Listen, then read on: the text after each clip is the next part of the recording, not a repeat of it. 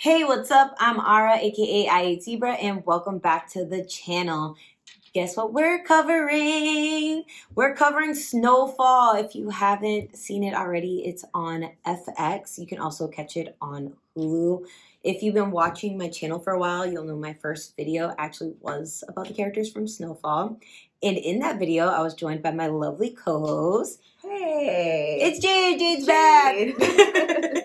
Jade, where can they find you on the socials? You can find me. I have Twitter. You can find me on Twitter, Perkins. PURRRRKINSS. Perkins. There might be another S too. You find me on Ariana's page. Probably. Yeah, you can just find her there. I'll be in there. We'll be in there together. We'll be on Twitter together. We be on talking about Snowfall, actually. Which is what we're here to talk about today. And we're going to do things a little bit differently this time. Usually, we kind of go through the motions of the episode, like plot beat by plot beat.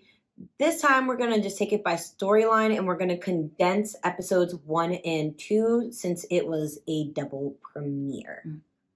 And with that being said, how did you feel about the opening episodes?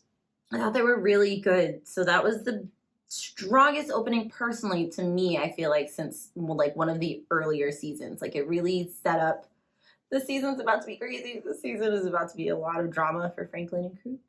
Yeah, I'm getting kind of nervous. Yeah, I'm very nervous. This is definitely an opener that's kind of nerve-wracking. There's a lot of like high stakes. Mm-hmm. Like you can kind of tell that we're like deep into the like story now. Figure we're in season 5. Yeah. Like it's coming already with the heat, and we still have like 8 episodes to go, so it's a lot of story to tell, and I'm so excited about it. Franklin. But yeah, Franklin, oh my boy. Oh, Damson. Yeah, what a guy. What a man. We saw some things this episode, but we'll talk about that a little bit later. So, like I said, we're gonna kind of take it by character, and we're going to save Franklin a little bit later in the episode. Can't give you guys all the good stuff right away. I mean, everything was kind of great this episode. Yeah. I thoroughly enjoyed the first 2 episodes. Yeah. Episode opens up. Mm-hmm. We get the scene with Wanda'S in 1986. He is in his dorm room in, I believe it was Michigan? One of the M states. Michigan, Missouri, Maryland. Yeah, and you'd think we would know this because he got drafted to the Celtics and we're from New England, so we should probably know that information a little bit more. But it was a little bit before my time. It was in 1986, and I mean, like, I like sports. Sports are cool, but like, I'm not like that's not my area of expertise. Yeah, same. Like, same. But I've heard of Wanda'S. I'm not ignorant of. Yeah, exactly. Right. We know a draftee, or he would have been a draftee. Yeah, when like Larry Bird and them were playing, so like that sucks, man, because he probably would have got like maybe I don't know, like a chip or something like that. But yeah, unfortunately, it was his first time doing drugs, actually, which is really, really sad. That's very tragic, first time. And it's crazy how it doesn't take, that one bad OD, that one bad night. It's really sad. Everything's gone just like that. Yeah. Which is kind of like a nice warning. I feel like the season seems to be a warning about the dangers of being a drug addict. Mm-hmm.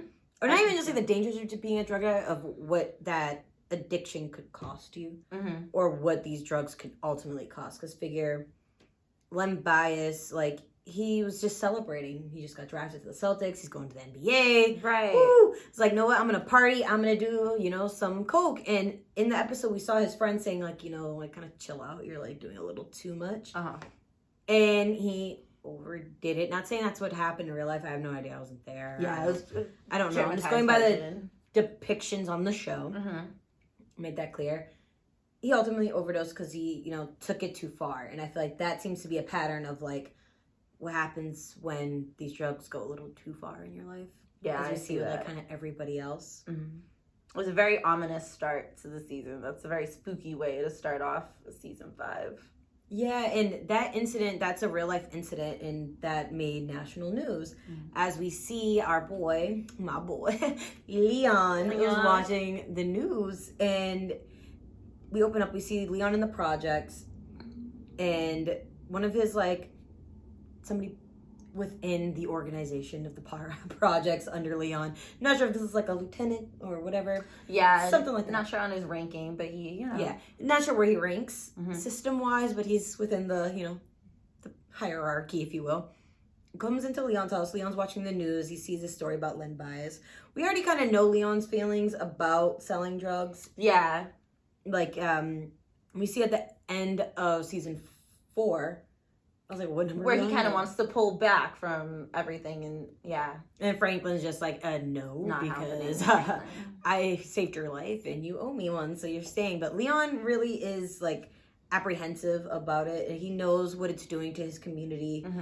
And Leon is very, very into his community. He is, yes. He loves his community. Well, can we talk about when he took the kids on the field trip? Let's jump ahead. Okay, I'm sorry. I don't mean to jump ahead, but Leon does support his community. He loves his community. He has the respect, too, of the people in that community. Yes. Not saying that everyone doesn't, but if anybody does, it's Leon, because he does a lot for them. Yeah. He cares. He definitely cares, and I feel like he's, like, safe there. Yeah. Which is why he doesn't leave. Mm-hmm. Because who wants to be the guy known for taking out, like, the Robin Hood of the neighborhood? Right, yeah. Like, you're a hater, bro. Like, big hater. Leon, like, no. He's helping us, and you're gonna, yeah. Yeah, he's helping like, he's taking kids on field trip, because, like, who else is gonna take these kids, like, to the beach? Mm-hmm. He's like, we're gonna do the same thing, like, in 2 weeks. Like, he's, like, a great guy, but before we get to that nice side of Leon, there's a reason why Leon is in the position he is, and that's because he's also scary as hell. He's the enforcer. He's gonna make sure.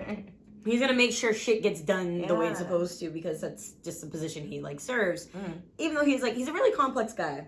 He is. He's a very lovable guy, but he also like that dark side. He's got that anger too. Leon's a hothead. Leon is very impulsive. When something happens, he's ready to like strike back. He's a wild guy. Yeah, I think he might be growing a little bit more. He seems to be reading more.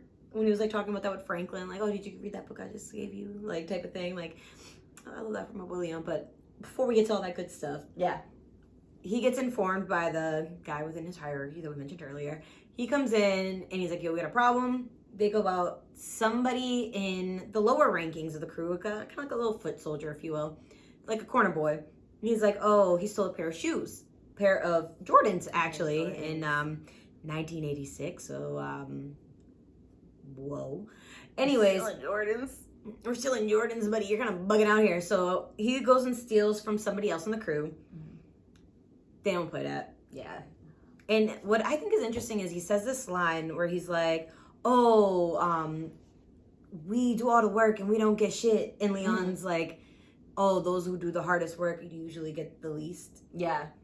Which is very true. It's very true. Yeah. A lot of big, really important companies, anything really, are built on the backs of people who do a lot more work than the people higher up. Like, that's a fact of life. It really is. Yeah. Like, no matter what industry you work in, like, the lower on the totem pole that you are in whatever system, society that you're in, you're going to be doing more work than people at the top. Yeah. That's just how it works. And that's what Leon kind of tells him. It's like just a fact of life. Like, ayo, if you're at the bottom, you do the most work, but if you put in the right work, you can rise up. Mm-hmm. However, you stole from me. And what Leon does is he lets him keep his life, but he smashes his foot. He maims that kid. He destroyed that kid's legs. I felt so bad. His ankles, his feet. Yeah, and somebody even asked Leon, like, oh, should we take those too? Talking about the shoes. And Leon's like, nah, he earned them. He can keep them now. Wow. And it's like, how are you going to even put the shoes on with that? It's going to take him weeks to even be able to wear the shoes again. But that kind of shows you how Leon is, too, as a person. Where even though, he has his, like, moments, and he's that enforcer, and he, previously was a hothead, he also is fair. Like, that's very fair of him. Like, I just beat your feet to smithereen. I don't know. Like, you learned your lesson. Yeah, you learned your lesson. I'm gonna let you keep the sneakers. I'm not gonna give you a hard time over that. Which is okay. Which I think I also like, which is a testament to Leon and how you said he's really fair. Yeah, he's very like the punishment has to be equal to the crime. Yes, exactly. Because there are some people that would take that as a slight and they would just kill you because you stole from them. Mm-hmm. Leon's like, you know what? I'm just gonna bust up your foot. That's equal crime for stealing a pair of sneakers. Not worth his life, but kind of like a lesson needs to be. Yeah, and you're gonna be here. Exactly, you're gonna be walking around with that lesson for the rest of your life because that foot is gonna take a long time to heal. That sucks. Yeah, because like that, he got beat up with a hammer. Like, ooh, that poor kid. He you shouldn't steal. This is a lesson, I guess. But yeah. But at the end of the day, Leon still like he shows when he has to be tough. But at the end of he doesn't like doing that stuff though. He doesn't. Yeah. He doesn't like doing it. He does it when he has to, but he doesn't enjoy it. As you mentioned before, you can see him kind of like pulling back from that type of life and maybe having second thoughts about things, especially considering like his past relationship, Wanda, and everything. Yeah. I think it's kind of done a toll on him. His morals, his sensitive nature, his inner sensitive nature. Wanda is his Achilles heel. She is, yeah. Wanda is definitely his Achilles heel because like we'll sidestep one just to Wanda for a little split second here. Okay. So like with Wanda, when we see her and we find out she's staying in Franklin's mom's old house. Mm-hmm. And how she got that was Leon. Mm-hmm. When we see her again, when she like after she has that sex working job as like a phone operator, she's like Rocco from Rocco's Modern Life. That's the first thing I thought of like in my notes. Rocco porn episode. That was great. Yeah, that's exactly what Wanda's doing. She's a phone sex operator. She's clean now. Mm-hmm. It seems like she's been clean for a bit, which is great because like when we saw her last season, like the scene where she looks in the mirror after her tooth falls off. Yeah, that was heavy. That was a lot. She was staring at herself and she didn't recognize herself anymore. Mm-hmm. And that was the moment she realized, like, I can't do this shit. Yeah. I'm glad she was able to make the turnaround. She was able to make life changes. Yeah. Wanda's arc has been crazy. It has been. Yeah. It's been so hard to watch, too, at times. But she's made the effort. She's been clean. Leon sees that. And Leon loves Wanda. So he gives her a chance. Yeah. Getting her somewhere to live with Franklin. Like, by renting from Franklin. It seems like, I feel like he probably helped her get that job, too. Yeah, I think so. Because she had mentioned that she had tried working for him before, and it just wasn't good to be in that environment. So I think he helped set her up with that second job, so... Yeah, and... He really cares about her, yeah. Exactly, he really does care about her. And even when Wanda essentially just... Her boss ends up trying to quid pro quo her a little bit. I was about to say from Austin Powers, Squid Pro Row. Squid Pro Row. But, that's so funny. But yeah, her boss tries to do that, and she's just like, yo, get out of here, quits her job. It's very... Mm-hmm. It's not long. She's not that gig that long. It's not really... Much doesn't happen there, to be quite honest. But Wanda leaves, and she goes to Leon. She tries to get it, like, back in the game. And Leon's like, no, I'm going to make it easy for you. Absolutely not. You have no welcome here. Don't come around here asking for it because it's going to just be no. Yeah. And I think that was really, really dope of him because he's like, temptation. She's like, it's been a year. And he's like, it's still temptation. That temptation doesn't go away and I'm not putting you in that situation. Yeah. Yeah, I'm not going to be responsible. Yeah. And I like that. And that's like a whole like project. A whole project to shut down. And like Wanda doesn't know that many people. Well, sorry. Wanda knows a lot of people, but a lot of people know Wanda as a drug addict. Wanda built up a pretty bad reputation over the last couple of years or however long it's been with. Yeah. So it was like a 2-year gap that she had on her resume. So it's like those 2 years where she was like really heavy in her addiction. And like she even mentions like how that just sticks to her. Yeah. Like stuff like she's being held accountable for... Stigmatized. Yeah, for things she did while she was in like that... you know, like cracked out state, and we see later on with how bad that can like make your decision making skills. Absolutely. Being on the Rock, like the Rock is not a joke. That is a very dangerous drug, and it brought out the worst in Wanda. And for that 2-year stretch, she probably burned a lot of bridges. So for her, like she feels desperate. She's like, I need to have a job. Let me do this. Leon's like, absolutely not. And it's like she knows like nobody else is gonna. Who else is going to give a crackhead, yo, let me front you this, go flip that for me and come back. Bad business move, please. Business 101. What's this? The 10 crack commandments. Like, don't you know? So what do you think that means for Wanda's, like, where do you think Wanda is going to turn then if she can't? I'm hoping we don't see Wanda turn into a Pookie. Where she ends up eventually relapsing and that being the cause of her death and stuff because she's like working with cops or something. I would hate that for Wanda. Yeah. What I actually want Wanda's story to be, I want it to be a redemption story, kind of like in Sons of Anarchy we get Wendy. Okay, Jax Teller's baby mama, so Abel's mom. We first meet her. You hate her because she's like drugged out. She's drugged out. She causes a premature like birth for her child because she's taking drugs while she's pregnant. It's a whole thing, but you see her clean up and you see her go through a lot of bullshit. But at the end of the series, she's the safest, best person to take care of Jax's children. Like, it's her and then Gemma's boyfriend, who's played by Jimmy Smits. Like, they, like, right out. Sorry to spoil Sons of Anarchy if you haven't seen it. It's like, I know. Like, I hope 10 years. I know. Ooh. It's been some time. If you haven't caught it, that's kind of your fault. But that's kind of on you. But, like, how we end up getting that from Wendy, where she gets that redemption. Yeah. And I want that to be for Wanda. Like, I want Wanda to come out on the other side of this a better person. That would be amazing. I don't want that to hold her back because I feel like we get that a lot when we get like stories with drug addicts, and that's because it does happen a lot and it's really realistic. But I want Wanda to be the like there's triumph with Wanda or something. Yeah, like Wanda has that fighting spirit, and I want her to like continue to be able to fight, and like I want her to make it out at the end of this. Like I really do. Praying for her, praying for Wanda for sure. Yeah, honestly, it was that mirror scene last season that really did it for me. It was hot. Yeah, that scene alone, I was like, nah, Wanda gotta come out. Wanda gotta beat this. I think she can. And so, like, she hasn't relapsed so far, which is really amazing. And props to her. And I feel especially bad because she got addicted before even no one knew what like crack was gonna do to people. So like she didn't know. Yeah, you think you're taking a party drug, and then a couple years pass, and you said you burned bridges. You don't really have a lot of like good reputation built up. So hopefully she can make it out of it. I think if anyone in the show is able to bounce back from some low heights, I think it's Wanda. That's my girl. Too. I do too, and I think the Leon cosign helps a lot. Mm-hmm. The Leon cosign definitely helps a lot.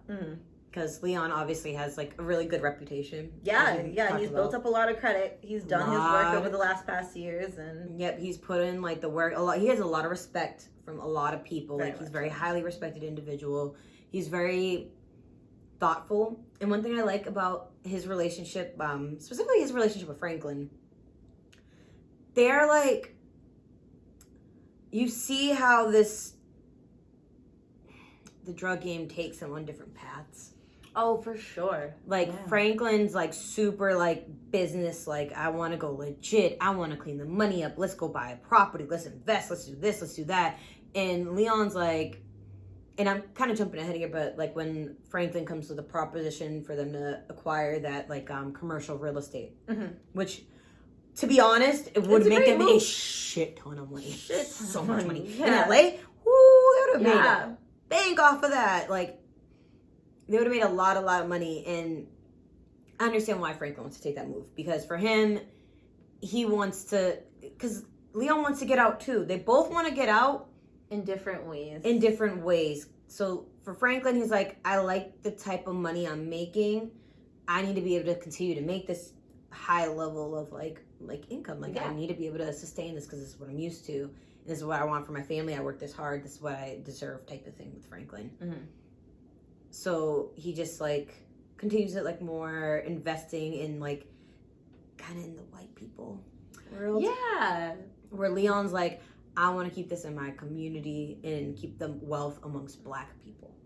And he doesn't really care about that upward mobility. He's not really tempted by the money like that. Yeah. He's like, I just want to make sure my neighborhood, my people, my block, we're good. We're okay. Yeah. And that's what I really love about his character. That's true. But it also makes me really, really nervous about his character. I know, because those are two completely different paths to be on. And then, like, no spoiler alert, but we've seen what Franklin will do when things are in his way of attaining all of that. Yes, all those dreams. And all the dreams he has, all his, like, promises and commitments and all that other good stuff. Episode 2, commitments. There's a lot of commitments made, and it's so crazy. So, like, for Leon, for example, we had the commitment he has with Wanda, where he wants Wanda to stay clean, stay away from the drugs. Like, don't try selling drugs, go find a job. Right. That's his commitment with her. And then with Franklin, it's more or less to just continue their relationship as is. Right. There's a lot more nuance to it. It's more like, there's more trust involved. Like, don't, like, go behind my back type shit. But it's more like, the basic essence is like, we need to keep doing this. We need to keep our partnership. We need to stay tight. Like, you are like, because Franklin is like the head. Leon is like his like lieutenant. Like, that's his like left hand. Yeah. And I would say Louis is like the right hand. I see that.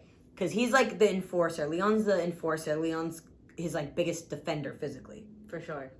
Louis is like his second brain. Absolutely. So like, if I need somebody to run the logistics of the operation, like we saw when he got shot, it's gonna be Louis. Is gonna be second in command. Second in command. Sure. But when it comes to like defensive measures and making sure like we're all safe and protected, it's going to Leon. Mm-hmm. And I feel like that bond that they have, because they've been friends since they were little. Yeah. And like, they brought up Kev. When they brought up going to the beach. And they're like, I know. Kev. Santa Monica or somewhere. I don't know. Yeah, that was very sad. What a throwback to season 1. Yeah, and he's like, that's the first time I ever saw water. That shit's scary. Crazy. I always just figured people in LA saw the beaches. That was wild to me to hear. Yeah. That someone who could live there has never seen a beach, but it's right there. They grew up in the hood. It's different. It is different, especially back then. It's really different, because figure this is 86. We're coming as much as we like to think society's progressive. Back then, there was still a lot of racism. So maneuvering certain neighborhoods could be, especially when you're going that far, can be really difficult. Mm-hmm. So I'm glad that Leon's been like, you know what I mean, giving it back to the kids, paying it forward. Right. But it also makes me sad for Leon, because we brought up Kev. And I'll get into it a little bit later when we really dive into Franklin, but we'll be I'm back. I'm scared. It's gonna get crazy this season. Oh yeah.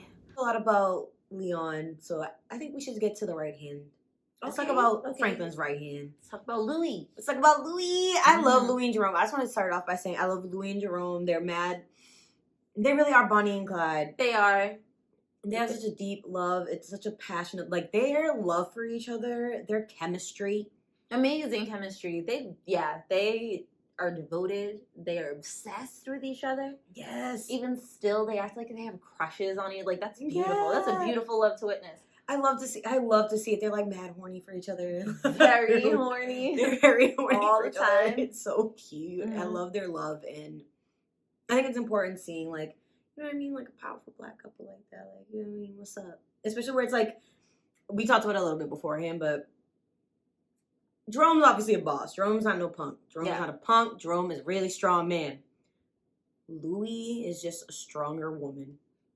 And that's okay. Louis is his boss.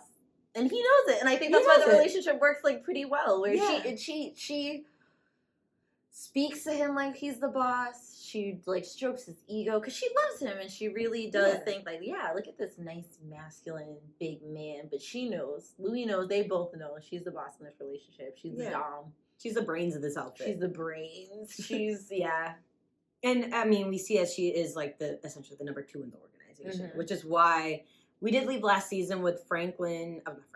Franklin being told by Louie and Jerome that, you know, they want out, they want to move to Arkansas because they set up that little operation in Little Rock. Yeah.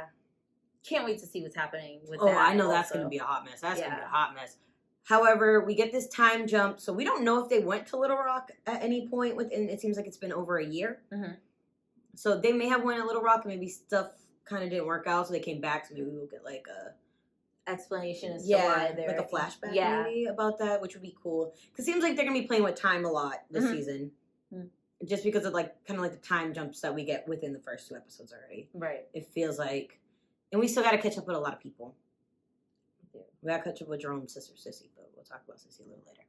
But anyways, we got Louie and Jerome. Whatever happened in Little Rock doesn't matter. They're back in LA. They're still working for the, you know, they've got their little family unit going. And we start with them like going horseback riding. Very beautiful. It's so what cute. A super romantic scene. You don't get a lot of those in Snowfall that are like riding horses together, holding hands. Yeah. Jerome bought the horses for them. Come on, what a man! What a man! What a man! What a Louis romantic. Is so lucky to have him. He's great. Yeah. So he buys the horses for her, and he's like, this is his gift to her, and he's like, you know, you're gonna show me that reverse cowgirl, and they're like, yeah. So they go and like, obviously we don't know what they do, but for that to be how we like reunite with them, I know, yeah, I love that. Yeah, Very lovey-dovey. What a cute. It's very lovey-dovey. Scene. Has nothing to do with what's going on in LA, and they're just out in the country riding their horse. Yep, just enjoying, having a really good time, being ballers and stuff like that. But then we kind of like see them getting back more towards like business relations and stuff like that. Even within their business relationships, like the scenes with like Franklin or the scene with like Avi, they're still like a united front. Like they're always addressed as like it's the two. It's like not one-on-ones. It's always the two of them together. I noticed that like we've seen in other seasons with them having their own scenes separated. Yeah. But these first 2 episodes, they have not been separated from each other. Yeah. Honestly, probably they went through a lot last season with Louie getting shot and everything, and that just quite clearly made their bond stronger, especially when they were kind of pushing Franklin out of their business. Yeah. And so it's nice to see that that's continued, because I do like seeing them as a united front. Yeah. Actually, now that you mention it, because like, so obviously, so we saw her get shot at the funeral. Then we also got in the finale, we get Scully coming to her hospital. Oh yeah! Wow! I forgot about that was terrifying. Murder her in her bed. Yes. And then like Jerome's like, so now that you mentioned that makes so much sense why they're like they don't stay apart from each other. It's like he just happened to go to the bathroom when he walked in. Crazy. Like I can imagine for Jerome. I just remember that. But Jerome just happened to go to the bathroom and came in on Scully. Like, so it's like I could see why the apprehension maybe of them being apart. So that's why they're always together. Oh, and you know what's funny? When all of that happened and Franklin came to the hospital to see her and Jerome wouldn't let him in. They probably had their nice little isolation period. It's just us. We went through a lot of crazy stuff. We're not trying to see other people. Yeah, let's recharge and get back to. So good, like, point out, though, they aren't alone at all so far since the season has started. They are. Yeah. And actually, let's talk about that scene with Avi. So Avi calls them, like, a Bonnie and Clyde. Because they're, like, essentially just picking up guns, which is business as usual for them. Like, guns, drugs, is a whole variety of things that are being bought and sold. Yeah. So they pick up the guns from Avi, and Avi's like, oh, you guys are, like, a real Bonnie and Clyde. But Jerome makes sure to point out that Bonnie and Clyde has a really sad ending. Which is very ominous to me. Yes. And Avi's like, oh, just forget all that. Like, that. Don't worry about that. Don't worry about that. But I'm talking about the love part. Like, the trust, the partnership, like having that true other, like that you guys can kind of rely on each other. Not a lot of people have that. And Avi mentioned being jealous about it. And ask them if they're happy. Yes. And that happy question is kind of, I think that's going to be a big part of, like, their story going forward is, like... Very much so. Are they actually happy in this arrangement? Yeah. Like, do they really still want to be in the game? So we've already seen that Jerome is kind of like a Leon in the way that he's not 100% sold on the game and everything that they do. And just with last season, we talked about how he seemed really heartbroken about the gang violence that was happening when they go to Little Rock and turn Louie's people on to the rock cocaine, and he's watching all these people die, and it was hurting him. That's his morals were being hurt.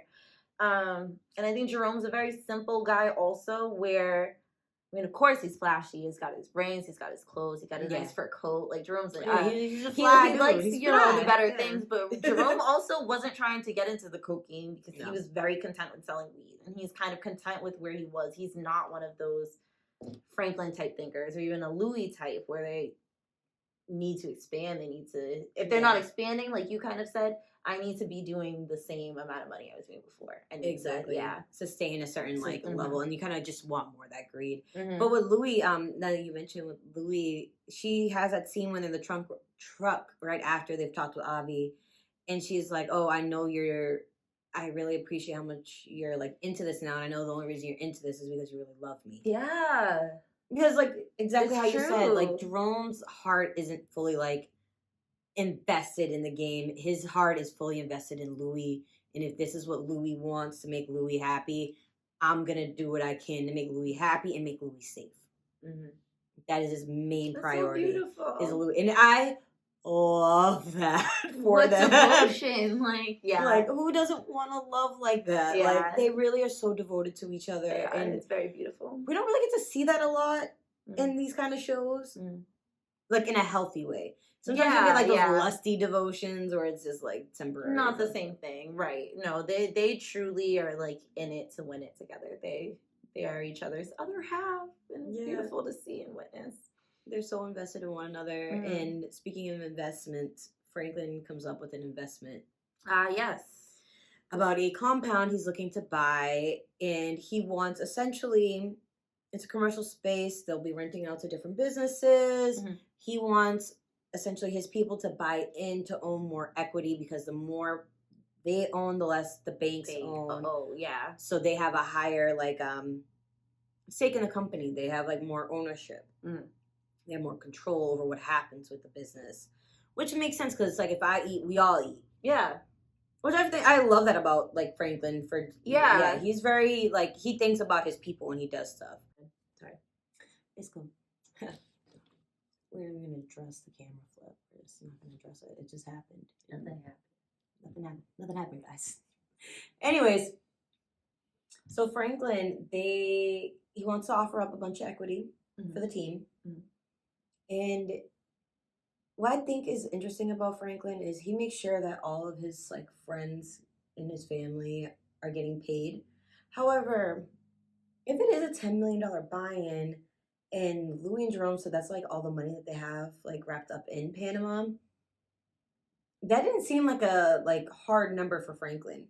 And they've been doing this for a while, so, like, what's the difference, like, between the incomes between Franklin and the people underneath him? That's very true, yeah. Obviously, we know, like, Franklin puts his money in more, like, tangible things, like in real estate and stuff, compared to, like, well, we saw Jerome, he did open that business. He had a speaker business. Yeah, he had a speaker business. But, and Louis has a club. True. So they're doing their money more within They're business. Still getting their, passive. Yeah, so for them, they rather do it within, like, businesses, it seems like, within the community. Rather than Franklin, where it seems like he wants to have, like, that commercial real estate. Like, Franklin's going for, like, the big bucks. Because whereas Franklin's really good about taking care of his people, Franklin doesn't necessarily care about his community. He does not. In the ways that the others do. So yeah, you see that. He's thinking broader. He's thinking past LA, and they're very much grounded still with their neighborhood. You definitely see that with, like, especially with Leon. Leon is very, very invested in the community. Jerome and Louis as well. And it's interesting that Franklin is so different based on how Franklin was raised. Yeah. Because his father was a panther. A panther. He's the son of a panther, and I don't know what the hell Sissy did. But, I mean, his dad was ready to, like, out his son in the whole operation just because of what was happening in his community alone. So it's like... And taking care of people and making sure your people are straight. And, again, like, Franklin's good at making sure his core people are straight. But when it comes broader to anybody outside of his family and best friends, I think he just... does not care. Doesn't care. Couldn't care less. Yeah. And even with his, like, friends and family, like, he's willing to, like, part with them. There's limits. Oh, absolutely. Anything that's getting in the way of Franklin Saint is a getting dealt with. It's a target, yeah. Yeah, and Franklin does have his loyalty, but the thing with Franklin is when it comes to loyalty with Franklin, you have to prove that you're loyal. And any discretion that is made is like a slight to him. Yeah. Any little thing. Especially because he does prove, like, with the people that he is loyal to, he does show loyalty to them. Like with Leon, like, he really stuck his neck out for Leon. The big central conflict last season was Leon was wrapped up in some shit and Franklin had to protect him. That's Leon. That's his friend. I'm going to make sure that you're hidden. I'm going to make sure that we try to deal with your issues and get you out of this. But, yeah. And I know... I want to talk about it, but I want to talk about we're here. So I was going to say, when it comes to, like, protecting, like, with Leon, he wants to protect Leon. And Franklin, he'll give you an opportunity, even if you do make a mistake. Because Leon made a mistake. Like, Leon killed a child by accident. Like, let's not forget that. Like, I love Leon. He killed a little baby. Like, poor Manboy's, like, mom. She lost her whole family. Manboy's mother lost her grandchild, 2 of her children, and her the boyfriend of like the son-in-law type of thing, I guess. The child's father, the whole family is gone at this point. Months. Within months of each other. Like, that poor lady. But even despite that mistake, Leon has time and time again proven his worth and his loyalty, especially when it comes to his loyalty to Franklin. So Franklin repaying that by protecting Leon, it made sense. Yeah. It makes sense. And Franklin does give that opportunity, and I really want to talk about him. Our boy Rob. Franklin gave Rob an opportunity, and it's because he was on the crack. Our boy Rob was on the crack. But he did give him he loves Rob and he wants to see Rob do better. But Franklin's very much somebody where once all the signs are there towards someone not being able to rise to the occasion, to handle what's going on, get it out. And the thing that's with the death of Rob, so we find out the way the characters find out about Rob's inevitable death, the way they take it, Jerome and Louie, when Franklin tells them what he did, they're just like, what? Your childhood best friend. That's a very cold-hearted thing to do. Yeah, it's his high school best friend. And figure Jerome is Franklin's uncle. Louie's aunt. They've seen Franklin grow up. They've seen Leon grow up. They saw Kev come in Kev and go. Was here, yeah. And they've seen Rob since he was a little high school kid. They're 24 now, so they I don't know how long they were friends for, but say they became friends their freshman year of high school. Even still, that's a decade. That's a decade of friendship. Solid friendship. And Rob's been in the business day one. Rob has been day one in the business with them. So when Jerome and Louie find out that Franklin's the one who did it, and Franklin really didn't elaborate too much on why, and Franklin does that a lot. And what happened, and he doesn't he'll just say what happened, and he'll provide the short reason why, but he won't expound on it, flesh it out a little bit more. Maybe he feels like he doesn't owe anybody an explanation, but it would go a lot further for other people, and they'd probably be a little more reassured in what Franklin's doing if he did provide some background. This is why this happened to Rob. I didn't just go crazy and do that to Rob. I wasn't being, even though it's a very cold-hearted thing to do, like I said, he had his reason. I don't know. If he just explained himself a little more, I think it would come off better for Franklin. Yeah, and it shows why they're all apprehensive about buying into that commercial property. Yeah, Franklin, because for them it's that long-term investment. It's they're not. I could die tomorrow. What's that going to do for me today? Right. I think it's kind of where they're going from that. But for them, seeing him do Rob like that, I think is just oh yeah, no. Puts warning bells, I'm sure, in everybody's head, because it will put him in mind that he can do this to anybody. It could be any of us, and it's come off the heels of Alton. Yeah, yes. Let's not forget Franklin's dad just died, and we're not sure if Sissy has said anything to Franklin about his dad's death, because if she hasn't, I can understand them thinking maybe he is still alive. Right. However, if they have not heard anything of Alton, I could see, my thought would have been oh, he got clapped. The minute he left, I'm I know Reed clapped him. I know. There's no way, no doubt in my mind Reed did him. It's getting very cutthroat. It's getting very people who aren't shipping up to the knees, or shaping up to the knees rather, are getting shipped out of life. Yeah. Because that's Franklin's dad, a best friend. And this isn't even his first best friend. I know, this is the second best friend that you shot. The first one was an accident. Well, he didn't accidentally shoot him, but he accidentally murdered him. He didn't mean to kill him. But the second one is pretty. And then Franklin's reaction to it. Yeah. He's only getting stronger. Yeah. Because the way Franklin, they're so you killed Rob? And he's it had to be done. He was on the rock. What? That's your friend. No. He could have got clean. Yeah. And he doesn't, and then he's just the way he said, he's you should have seen him. You didn't see him. I saw him. He was no coming back. He was a liability. Yeah. These are human lives, Franklin. These aren't just oh, it's a liability because it's some random object. This is your friend, buddy. So I see why they would be a little bit more apprehensive. Yeah, for sure. But I mean, we talked about his death, so let's get into like Rob's final days and how he died. Would probably be a good place to start, huh? It would. I know. Let's backtrack a little to see what happened to Rob. Yeah. So we get Rob's at a party in the valley. It's Rob, his boy Thad, and I did not rewatch the seasons recently. I'm assuming we have seen Thad before. We must have, because Franklin knows Thad and Thad knows Franklin. Mm-hmm. So I'm not sure if Thad also went to school with Franklin and Rob. Maybe at like one of those parties that used to happen at Rob's house. I'm trying to think of the scene where they would have been together, but he is familiar with Franklin, and Franklin was, Rob said that Franklin would be like a comforting presence there. So they know each other pretty well. He knows that Franklin is Rob's best friend. Exactly. Is lured into, a sense of security by that. Yeah, so he has some type of past with Franklin. Mm-hmm. So we see Thad and Rob. They're at a party in the valley. They're doing crack at the party. We see Rob is with, like, it seems like high schoolers almost. Like, these kids don't seem like college-age kids. They're not, because I think they mentioned, Thad's an idiot. Thad on Mac crack and shit. So they're chilling. They're talking about the sequel to Aliens. Mm-hmm. And some dude bro just comes up, does a line that's just lying around on the table. Thad says disrespect.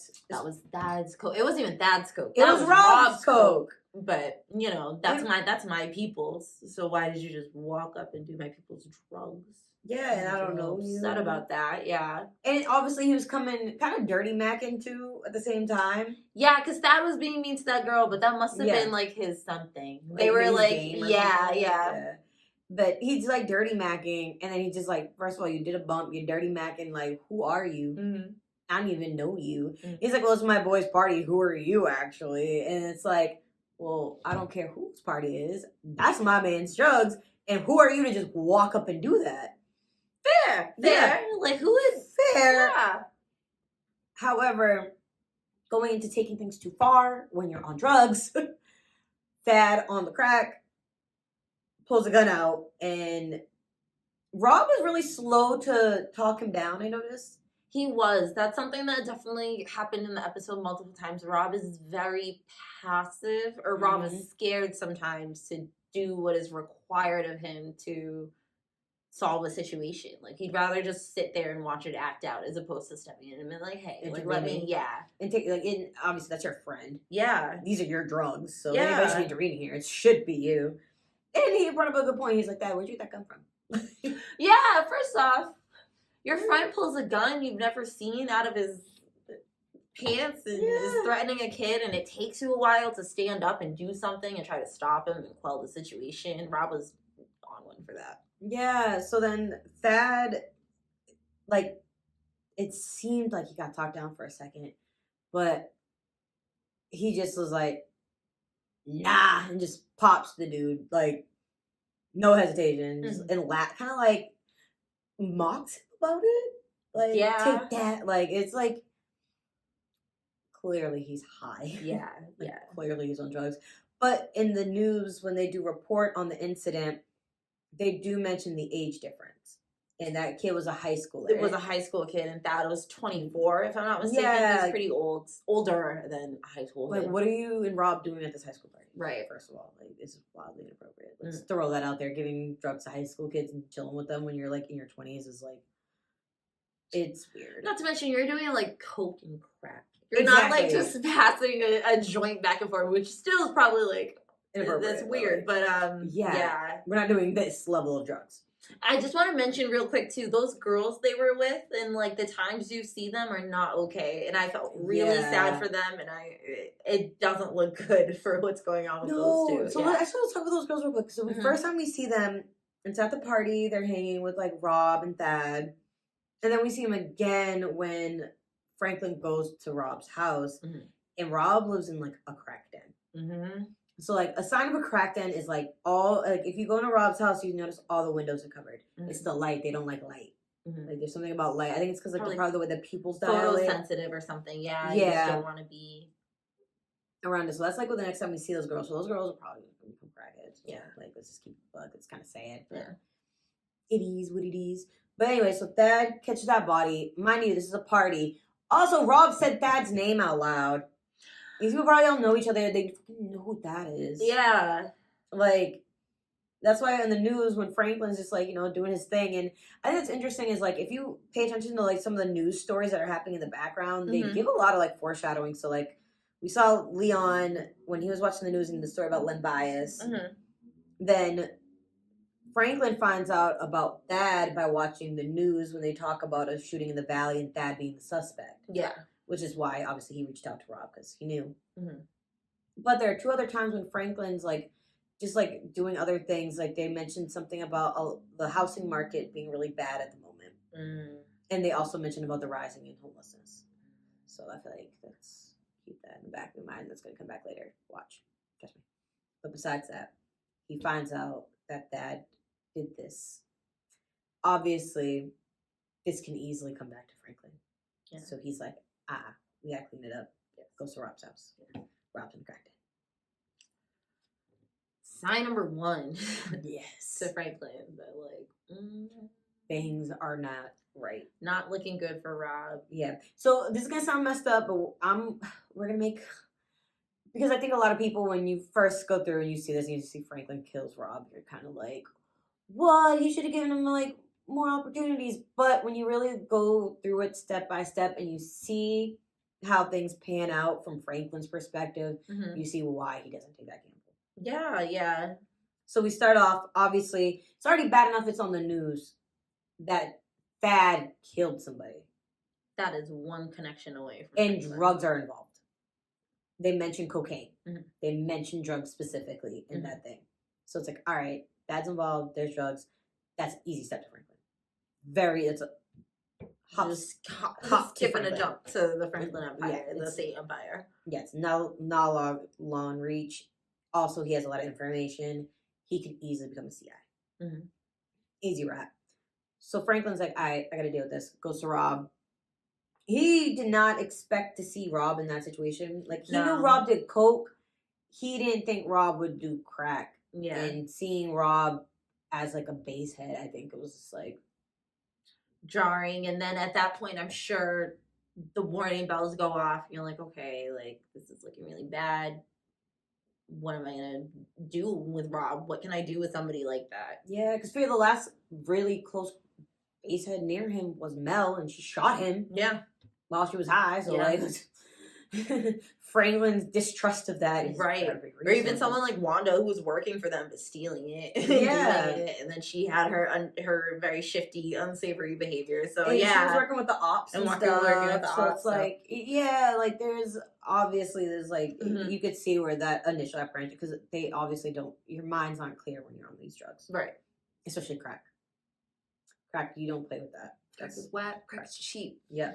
I mean, too much money to smoke crack. Let me know. R.I.P. Whitney. Yeah, R.I.P. Whitney. Let me know if you know that reference. But so Franklin sees him. He's clearly on drugs. He's like, all right, we need to talk. Where's Thad? We got to figure this out. Let me get you to a safe place, because obviously people know Thad was with Rob. There's witnesses. People start talking. It's going to lead back to me. It's going to lead back to him. So Franklin does offer Rob sanctuary. He tells all the little hanger-arounds that are doing the drugs and the crack den to get out so they can have that discussion. Franklin takes him to sanctuary, essentially. He takes him to his mother's house. That's not something you do if you don't actually care about. You're not going to take him to safety if you, off the rip, planned on killing this guy. Exactly, right. I think if his mind was going straight to murder, straight to offing him, he wouldn't have shown him as much compassion. He really did try with Rob. He did. Yeah. So we see him, we take him to Sissy's house, and that's actually the first time we see her house. So this is in episode 1. And people didn't know Franklin still owned it. Because Sissy doesn't live there, Franklin obviously doesn't live there. But Wanda has been renting a room there, which is really nice of Franklin, and obviously we know Leon. Yeah, definitely Leon's doing, and Franklin's a very nice guy for just keeping it around for her and letting her get back on her feet. And we see Peaches has to stay there with Rob, and Franklin talks to Rob, and he asks Rob, what does Thad know? And Rob tells him, oh, Thad doesn't know anything. He also essentially asks him, like, pretty much wants Rob to promise him that he's gonna be sober. Mm-hmm. Like he's gonna get sober. Like, look, I'm gonna let you you're not gonna be doing drugs here tonight. So buckle up, buddy. Right. Because obviously you have to withdraw. Prepare. You're gonna feel really shitty tonight. Yeah, and I think Franklin obviously wanted living there, but it seemed like when Wanda got back, it seemed like Franklin really wanted Wanda to talk to Rob because she's been in his shoes. Like she's a recovering addict. It was from the same drug. Mm-hmm. And she does offer words of comfort to Rob. She does. She was a nice guardian for him that night. And that does make me wonder about how Wanda will feel or would react to hearing about what happened to Rob. Like, one minute you want me taking care of this guy in your house because we've been through the same stuff. We both have our addiction, and then one day he's just gone. And he's gone for, we were saying, not justifying it, but there's reasons as to why. And it's not like Wanda has not in any way. Not true. Not this season, at least. Not so far. Not where the time lapse. Not in the stakes that we're at now. Because spoiler alert: Franklin has a baby on the way. So stakes are higher. It's different. Stakes are higher. Priorities are different. He is literally in kill mode. Mm-hmm. Nothing is stopping and nothing is jeopardizing this at all. We're not doing that. So with Rob, how quick. At the same time, she does comfort him a little bit. Yeah, she comforts him, and she's a good person to have. I think the best person probably would understand what he's going through, at least while he's sweating it out and getting all the drugs out of his system. Yeah, and I like the way even how that scene starts is when Wanda comes home, Peaches is like, "Oh, Franklin, so you gotta keep an eye on him, blah blah blah." And she's like, "White boy Rob," and he's like, "Hi, Wanda." Yeah, that's funny. I thought she was so cute, but Peaches is like, "Oh, he's where you used to be." Right. So it's they have that little nice moment, and we see Rob wake up. That's when he tried to leave, and Franklin's like, you was on some coffee. You're going. You about to go outside and go get some rocks. You want rocks? Yeah, and he's like, "You're not gonna go." He's like, "We're gonna just holler at some corner boy and come back." And he's like, "I just think I'm gonna take that job," because obviously withdrawing. Yeah, and he claims he got the scoop on Thad. He knows where Thad is now in Palm Springs. Gonna go. Yep, so he knows the scoop. He's like, "Yeah, I'm just gonna get someone to eat me out. Just give me a piece. I'm gonna go deal with that." And Franklin's like, "You're definitely not going alone." Mm-hmm. And that's when they make that promise where Franklin's again asks him because he asks him multiple times about what does Thad know. Yeah, because obviously it can come. Of course. Ask him one last time. What does that know? Nothing. I'm going to deal with it. I'll take accountability. Franklin's like, "Okay, that's a promise from you." Next promise is, when we get, he's like, "I'm going to give you a little bump to straighten you out. Mm-hmm. After that, you are to come back here after we leave the desert, and I'm bringing you to rehab. Mm-hmm. You are going to rehab. That is the last thing you're going to have. That one little bump.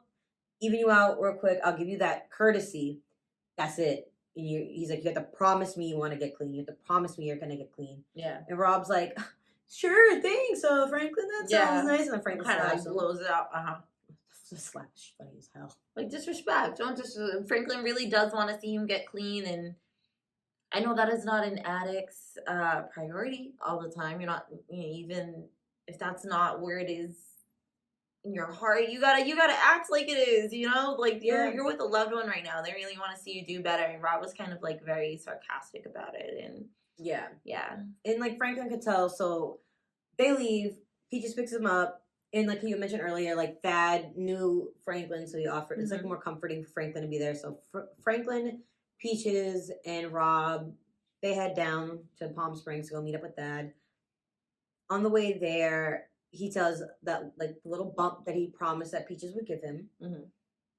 But we see a little bit later on, he does another one. Yeah. Right before going into the house. So Franklin's kind of already all right, that's strike one, essentially. But even before that, they do tell this, he tells that little interesting, anecdote about the cops pulling people over thing. Yeah. About how, like, oh, they told them it was at this exit, the checkpoint's at one exit, so everybody had something high cut off at the different exit, which was the real checkpoint. And yeah, which kind of, like, to me sets up a lot of what's happening. It's like, all right, we're going to get diverted somehow. Like, we're going to think we're going, like, a false sense of security is what's happening here. And, like, Rob, God, when they pull over after that story, and he's like, oh, can I hold the gun? He's like, can I just hold it? Because he's like, he knows what he has to do. He knows he's going to have to. He knows that. Right. And I think owning up to that is kind of like, I think he's having apprehension. Like, am I ready to do this? Can I do this? I don't know if I can kill that. Can I get that? Let me try to gear myself up. Let me, like, hold it. Let me see. Yeah. Let me feel it out. Let me get ready. And we end up, fast forward, we arrive at the House of Palm Springs. Thad gets jumpy at first because he sees Peaches. He's like, who the hell is Peaches? And Peaches has a gun out. And Franklin ends up kind of talking him down. Like, you know, it's my bodyguard. Chill out. We're here to help you. Blah, blah, blah, blah. They talk him down. So Franklin's kind of like, you know, casing the scene like, is there anybody else here? Like, because they know what they came here to do. They came here to clap that. Like, we like, who have you told that you came here? Like, like, kind of like getting a feel for what the situation is. Dad's like, you know, nobody knows I'm here. The only person I told is Rob, blah, blah, blah. And he's like, I figured your CIA guy, well, first of all, I heard you have a plane. And I figured your CIA guy could get me a fake passport. That was the final nail in the coffin. How does he have... No, Franklin has a plane. And why does he know about Franklin's CIA guy? Rob was talking, and he shouldn't have been. Rob was talking way too much. Way too much. After promising Franklin that he had not said anything. Yep, that he knows nothing. Knowing about a plane and a CIA guy, and you know a lot. You clearly know a lot. Like, you know a lot about this operation. And as soon as he says that, Rob even realizes, like, okay, you're talking too much. And that's when Rob shoots him. Rob shoots at him. He kind of misses. Scares the kid. One shot right past him. Whizzing by. Second shot hits him in the shoulder. Kid's alive. Very cautious. Awful way to die. And he's just begging and pleading for Rob not to do it. And you see Rob's just so, like, he doesn't want to do it either, but he knows he has to. Like, he's very, like, he's hesitating. His nerves made it, like, 100% worse, though. Like, it could have just been better. You shoot him once, and then he's dead, and then that's it. Like, you missed a couple times, and now you have to deal with the fact that you're killing. I don't know what I'm saying. Yeah, so he definitely has to live with the consequences of shooting Thad, which... It sucks because it is so drawn out, and he's, like, hesitating, and you know he doesn't really want to do it, but he ends up doing it. But we notice while that's happening, Franklin already's like, so you lied to me. You lied to me about what you told him. And you definitely told him way too much. So that goes to show you he's a liability. Very much so. So they eventually clean up the scene. They drive out to the desert to go to bury Thad. And what I think is interesting is when they go and they grab, Dad had already grabbed his stuff. So they take Dad's things with him just to make sure. Cover bases. Cover our bases. Make sure, And it kind of reminded me of Casino when they make Joe Pesci's character kind of dig his own grave for a second. And Rob's kind of helping Peaches for a little bit with digging the grave. And, you know, he's talking about Haley's Comet, which he brought up on the ride to that will be visible that evening. Yeah, and it's something that comes around every, I think it's like 70-something years. Yeah. But actually super interesting. Mark Twain was born when Haley's Comet came around, and then he died when it came back. On his return. Yeah, and apparently that's like a really thing. Cool. Yeah, so I thought that was interesting that they brought it up, because the episode is called Comets. So he's talking about, obviously, the comet coming back around. And he was talking about seeing it, and before we get there, he says something really interesting. He goes through Dad's stuff, and he finds Dad's crack. He finds a pipe. He takes a hit, and he's like, you know, like... One last one. Like, you know, it's just like, my last one, let's make it count. Yeah. One last is like, my last night, let's make it count. Thinking it's his last night of doing drugs. However, it's like, you've broken that promise you just made to Franklin, you broke it completely. Yeah. You lied about what he knew. You lied about wanting to get sober. Because first of all, I say you can only do a bump. You've done multiple bumps, and now you're smoking crack.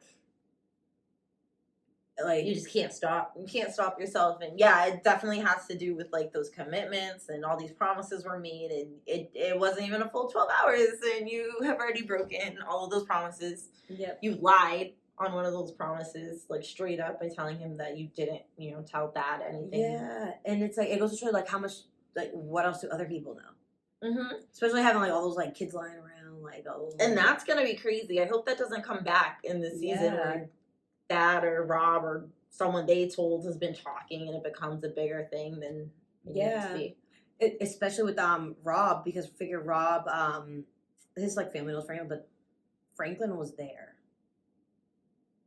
Like, people saw Franklin arrive to the house before Rob went missing. So it's like,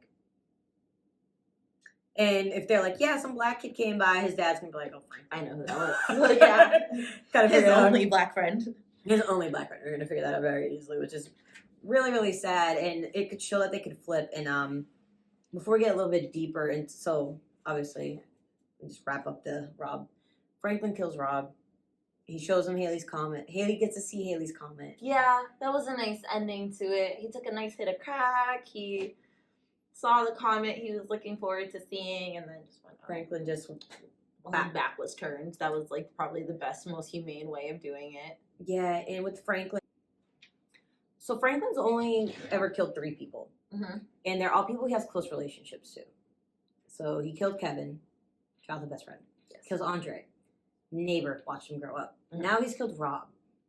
And I feel like it's kind of very indicative of Franklin's character. Like, he orders a lot of hits. Mm-hmm. He'll order many deaths. But if he's going to take a life, it's going to be at a sacrifice of his own. Like, I was going to say he makes it worth it, which sounds crazy. Yeah. Like, I'm not just going to kill him random as sad as it sounds. Yeah. If I have to kill somebody, it's going to be like for self-preservation purposes. Yeah. And speaking of self-preservation, it kind of like backtrack a little bit.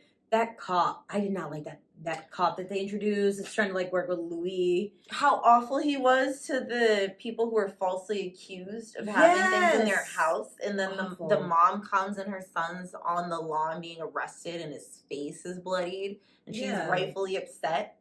And the way he just talked to her was just so disrespectful. He's awful. That's gonna be the worst character of the season. I can already tell this. Yeah, I don't like him. He's a poop. He's gross. And well, I think it's all right. Clearly, he's a drug addict. Yeah. So that can be dealt with easily. Mm. He's been. It seems like soliciting prostitution from like Louie's girls. It seems like that because he talked about like, well, I come and visit you and your girl. So I think if it's not like explicit prostitution, he definitely goes there to hook up, be nasty. So it's like he's clearly a dirty cop. But he's like, oh, offer you protection. They have the CIA. What do they need a LA like cop to do? Which is why I hope Louie does not give up anybody, so that he can meet his quotas or whatever. Because first off, rude. That's snitching. That's someone in your operation. I would assume someone in your operation that you're like serving up to this guy. Yeah. And then well, why do you need some like LAPD beat cop for I don't know?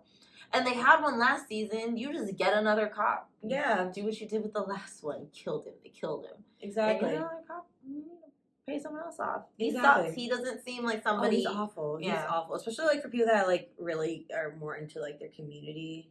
Exactly. He's just not. I don't like him. Yeah. But speaking of cops in the CIA, we get Grady. Oh, so Grady is supposed to be Teddy Reed's replacement. Mm-hmm. He's fun. He likes to party. He's clearly sleeping with one of the Franklin's like female bodyguards, which were the 2 hit girls that were working with Khadijah last season. I love to see them back. Yeah, they took a Fatback. I was glad to see that Franklin employed them because they were good at their job. They were good at what they did, and they helped him in the end when it came to setting up Khadijah. So they proved their loyalty, which is big with Franklin. Big with prove your worth. Mm-hmm. And so he's sleeping with one of them. He's throwing a big old party. I mean, Gustavo and Franklin are like, yeah, he seems cool. He's like, he's chill. He parties. He's like, because let's be honest, Teddy's like A stick in the mud. He's a stick in the mud. He's a very serious person. He's very meek, very meager. Yeah. Grady actually reminds me of his partner from his original partner. Yeah. But even more flamboyant, where like the partner in season 1, I don't even remember his name, but the original Teddy, the original CIA informant or CIA whatever, he like went to nightclubs and enjoyed women and stuff like that, and he had the beautiful like penthouse, like great, fantastic. But Grady, like he throws his parties. Grady seems very, very indulgent in the drugs and in the lifestyle. Yeah, and he's like swiping like what they say, like mid 7 figures, so like millions of dollars. He's really taking advantage of having all his money. As Reed calls it, he went native. So, like, he really, like, went too deep into the role. Where Teddy Reed was always more so, like, he literally just went by the books. He's like, this is my job, I'm going to do it. He would live, like, in a studio apartment. Like, Reed did not care for the extravagance. Like, he felt like that was taking away from the mission, which it seems like it was. Yeah. And Reed thinks very broad, where Reed doesn't mind about people on the ground where he is getting murdered, but he thinks about the implications of, you know, you're wasting all this money. This means so many people have died, or like so many people, you know, their lives have been like jeopardized because of of the waste and the greed. Yeah, and like Reed, he gets back into their good graces by using his connections with Avi, and with Reed, obviously works for the CIA, so intelligence.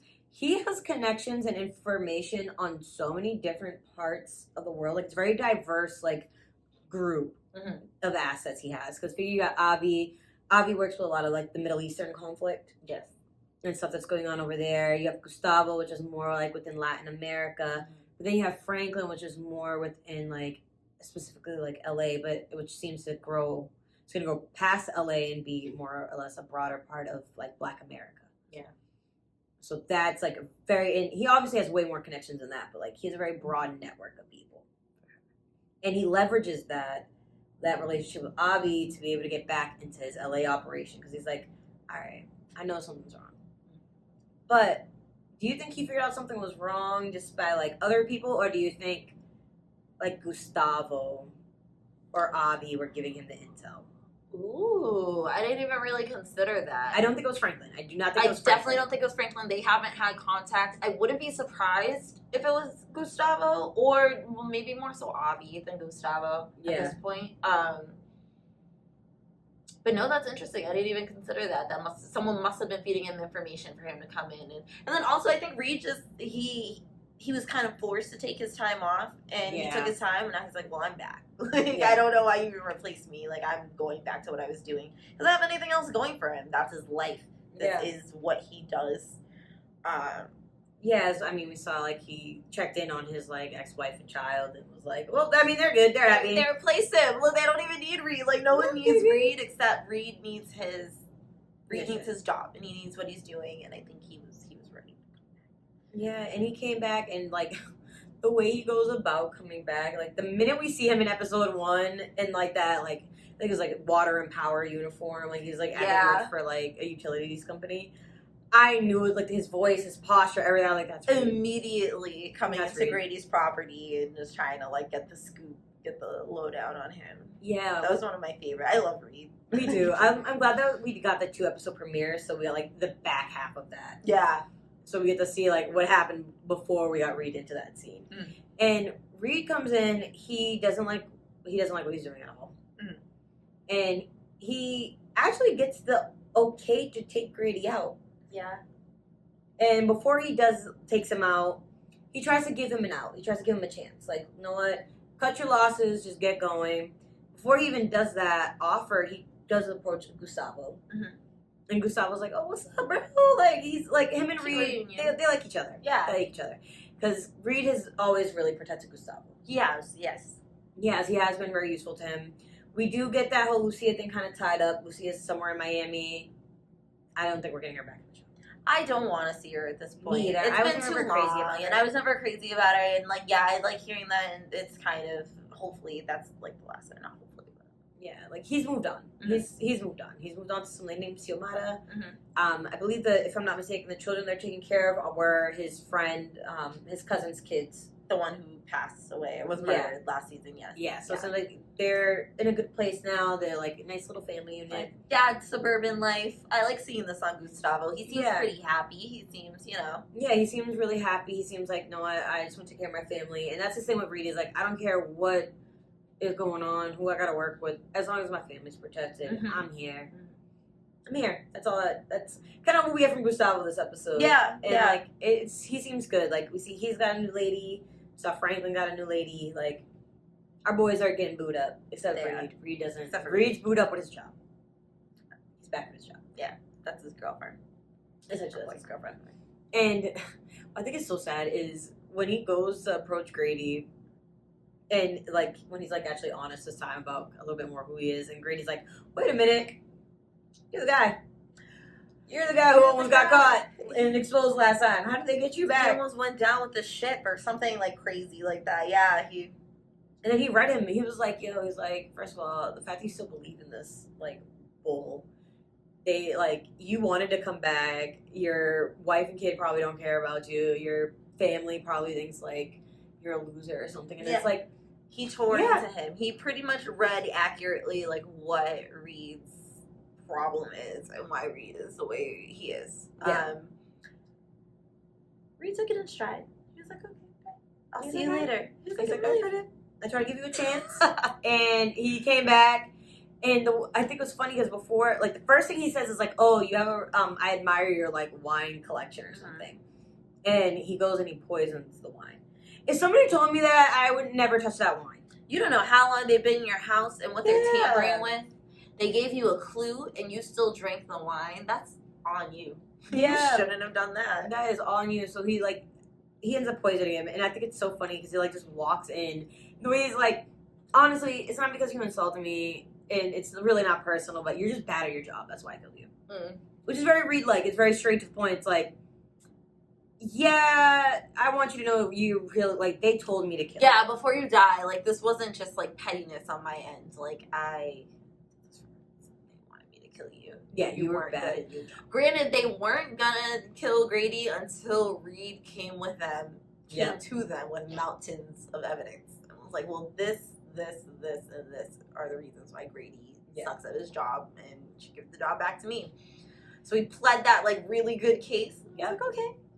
Got his job back. And one of the other reasons why he was able to get Grady, like, obviously canned, dead, did a big dead, was he was in legitimate real estate business with Franklin. Yeah, he was doing a lot of, like, sketchy things, like sleeping with the Franklin's, someone in Franklin's, camp, Franklin's bodyguard, and then getting wrapped up in legitimate with them. So let's talk about Franklin's real estate because we haven't really, like, we've been touching on Franklin, but we haven't really gotten into Franklin's personals. Yes.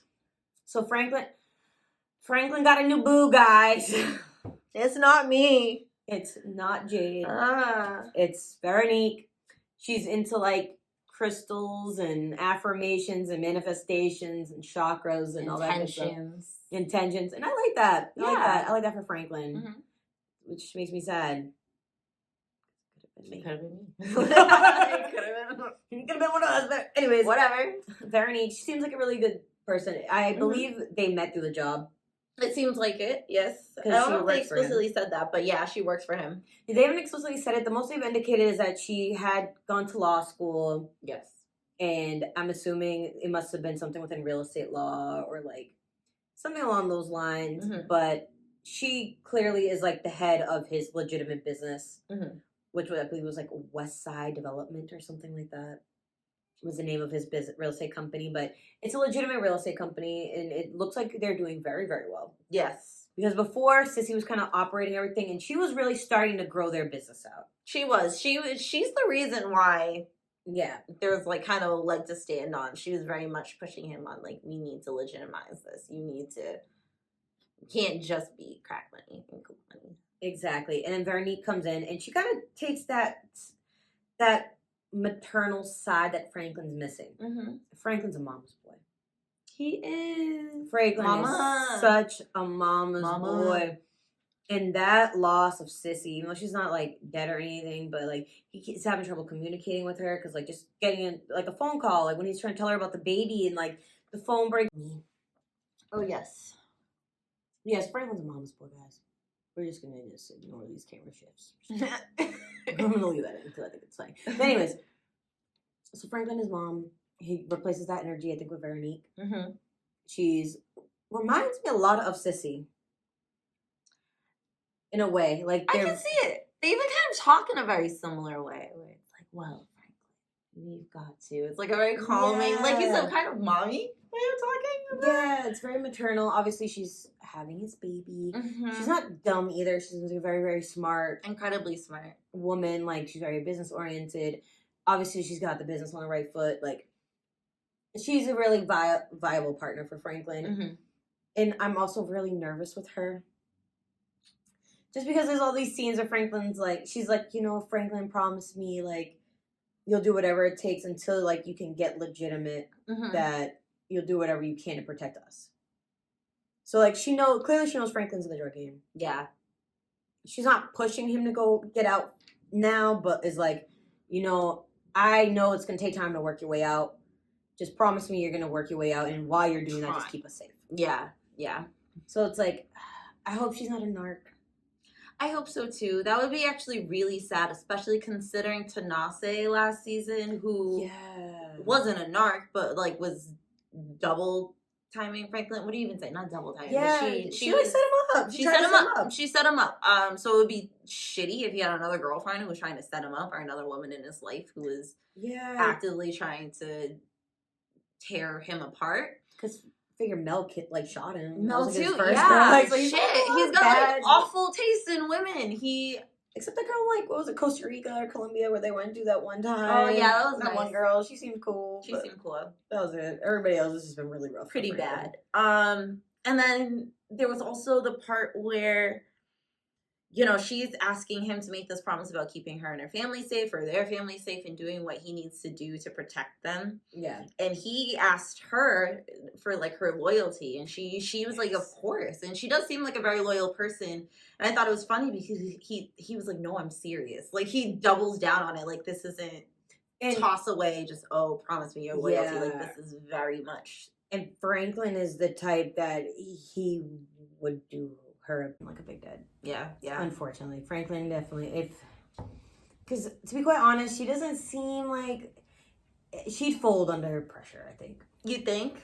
I don't know how I feel about her yet. I'm mixed, but I'm mixed feelings on it. Yeah, maybe she's a little bit more tougher than she looks, but I feel like, especially with a baby on the way, and if they're you can be taken away from your baby and you can go to jail, would she be able to stand really firm? There's a vulnerability there, definitely, that comes with the baby being introduced. And then just with her being college educated and being very straight-laced from what we've seen, even though she doesn't mind what he does, that's definitely something to consider when it comes to her loyalty.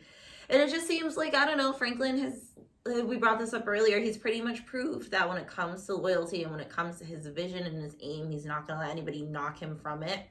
So I just pray that she doesn't try to knock him from it, because he will do what needs to be done. And he's had that hard confrontation, that hard situation several times, and he did it. So I don't think he'd have an issue. As sad as it sounds, I don't think he'd have an issue with getting rid of Veronique if it came down to it. Yeah. So well, that wraps it up for the Snowfall Season 5, Episodes 1 and 2 review. Join us next time for Episode 3. Do not forget to like and subscribe and hit the notification bell for future uploads. See you next time. Bye.